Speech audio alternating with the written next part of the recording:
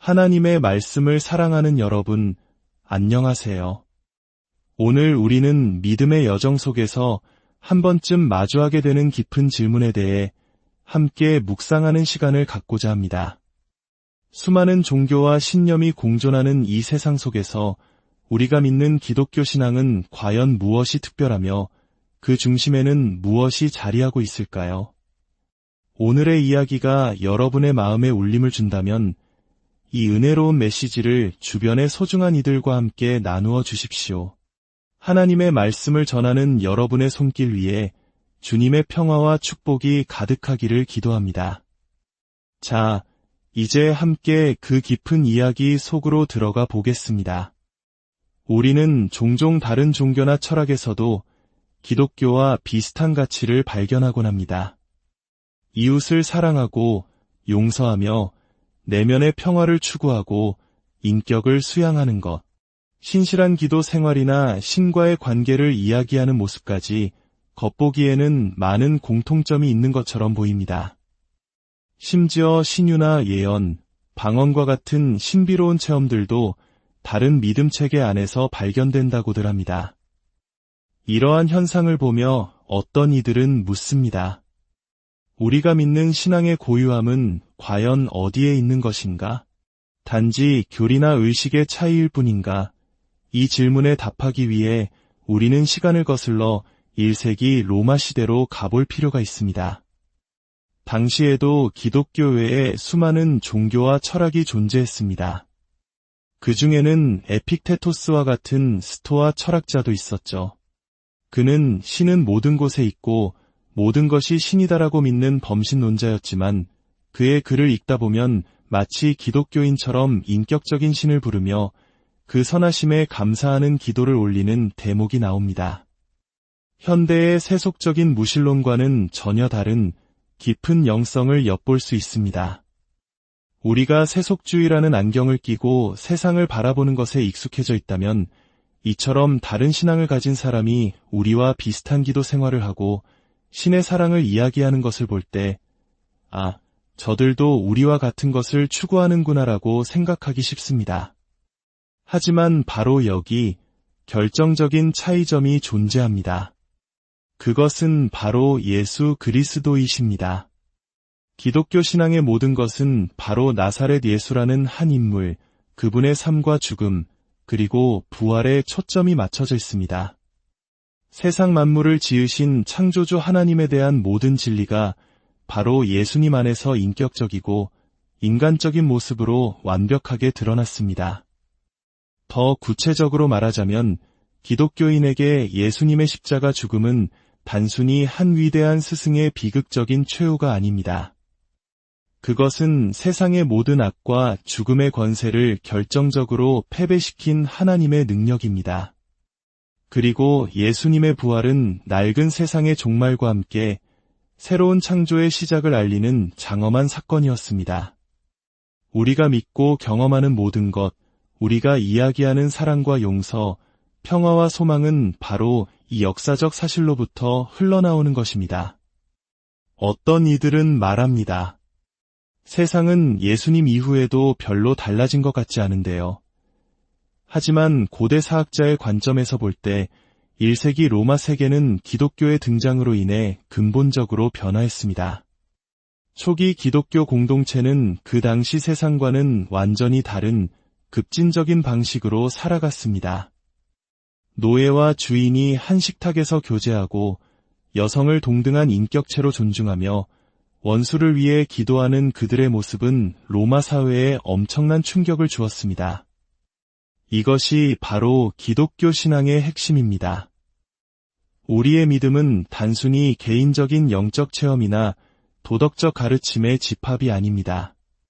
그것은 역사 속에서 실제로 일어난 한 사건, 즉 예수 그리스도의 죽음과 부활로 인해 모든 것이 달라졌다는 선포 위에 서 있는 것입니다. 그렇다면 뉴에이지 사상에 심취한 사람이나 영적인 가치를 추구하지만 특정 종교에는 속하기를 거부하는 이들과는 어떻게 대화해야 할까요? 그들 역시 자비와 이타적인 사랑을 실천하며 우리와 비슷한 삶의 방식을 추구하는 것처럼 보일 때가 많습니다. 여기서 우리는 기차 비유를 생각해 볼 수 있습니다. 예를 들어 부산에서 출발해 서울로 가는 기차와 대구에서 출발해 평양으로 가는 기차가 있다고 상상해 봅시다. 두 기차는 대전 즈음까지는 한동안 같은 선로를 따라 나란히 달릴 수 있습니다. 그 구간만 본다면 두 기차가 같은 곳으로 가고 있다고 착각할 수도 있습니다. 하지만 그들의 출발지와 목적지는 완전히 다릅니다. 마찬가지로 기독교인과 다른 신념을 가진 사람이 삶의 어느 한 구간에서 사랑이나 용서라는 같은 설로 이를 달리는 것처럼 보일 수 있습니다. 하지만 그 삶의 근원과 궁극적인 목적지는 다릅니다. 특히 우주가 곧 신이라고 믿는 범신론에 기반한 뉴에이지 사상은 한 가지 치명적인 약점을 가집니다. 바로 근원적인 악의 문제에 대해 명확한 답을 제시하지 못한다는 것입니다. 만약 이 세상 모든 것이 신의 일부라면 우리가 목도하는 끔찍한 악과 고통 역시 신의 일부라는 결론에 이르게 됩니다. 과연 그것을 받아들일 수 있을까요? 그러나 기독교 신앙은 악의 실체를 분명히 인식하고 예수 그리스도의 십자가가 바로 그 악을 이기고 우리를 구원하기 위한 하나님의 유일한 방법이었음을 선포합니다. 이것은 단순한 철학이나 관념이 아니라 역사 속에서 이루어진 하나님의 구체적인 행동입니다. 이제 더 민감하고 어려운 질문으로 나아가 보겠습니다. 이슬람 신앙을 매우 독실하게 믿는 친구가 있다면 우리는 그를 어떻게 대해야 할까요? 그 친구는 자신의 신앙을 통해 삶에 큰 힘을 얻고 선한 영향력을 끼치며 살아가고 있습니다. 그에게 기독교로 개종하라고 전도하는 것은 어쩌면 그의 가족과 공동체 전체를 잃게 만드는 고통스러운 일이 될 수도 있습니다. 이러한 상황 앞에서 우리는 주저하게 됩니다. 과연 내가 그에게 복음을 전하는 것이 옳은 일일까? 이 문제에 대해 정해진 하나의 정답은 없습니다.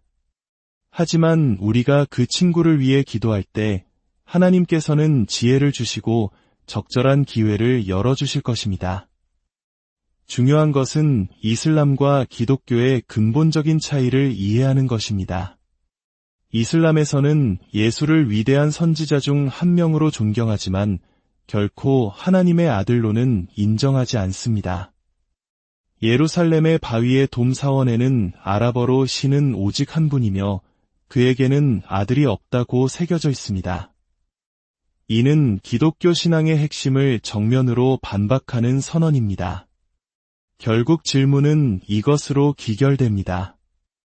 예수는 우리가 믿는 대로 하나님의 유일한 아들이시며 구원의 길이신가? 아니면 단지 무함마드로 가는 길을 예비한 여러 선지자 중 한 명이었는가? 이 두 가지 믿음은 결코 화해할 수 없는 지점에 서 있습니다.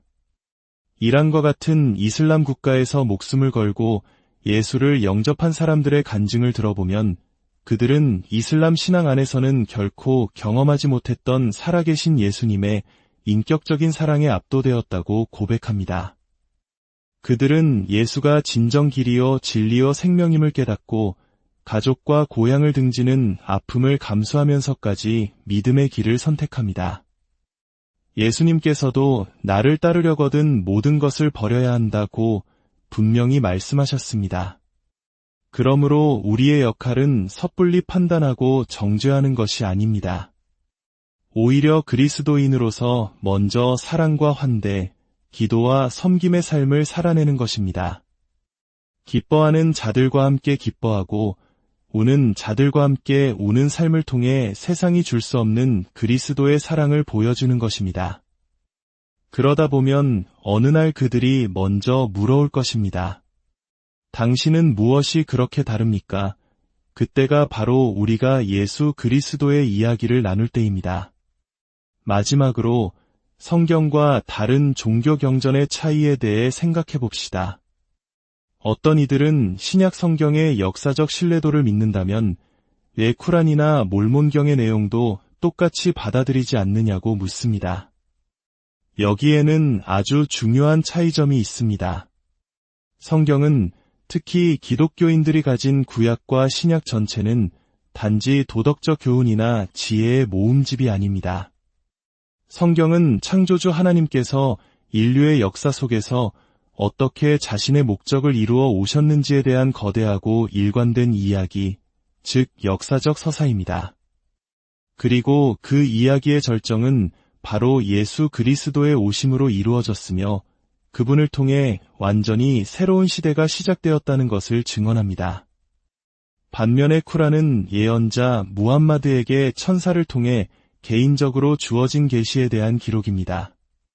몰몬경 역시 조셉 스미스가 아무도 보지 않는 곳에서 금판을 발견하고 번역했다는 사적인 경험에 바탕을 둡니다.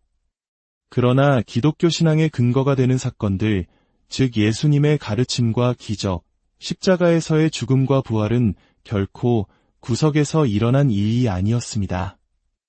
그것은 수많은 사람들이 목격한 공개적인 역사적 사건이었습니다. 사도행전에서 바울이 담대하게 외쳤듯이 이 모든 일은 예루살렘의 모든 사람이 아는 공공연한 사실이었습니다. 말씀이 육신이 되어 우리 가운데 거하시고 우리가 그의 영광을 보았다는 요한의 고백처럼 기독교는 만질 수 있고 볼 수 있는 역사에 그 뿌리를 깊이 내리고 있습니다. 그렇다면 복음을 한 번도 들어보지 못한 사람들의 운명은 어떻게 되는 것일까요? 요한복음 3장 16절은 믿는 자와 믿지 않는 자의 두 가지 길을 말하는데 그 어디에도 속하지 않는 제3의 사람들은 어떻게 되는 것일까요?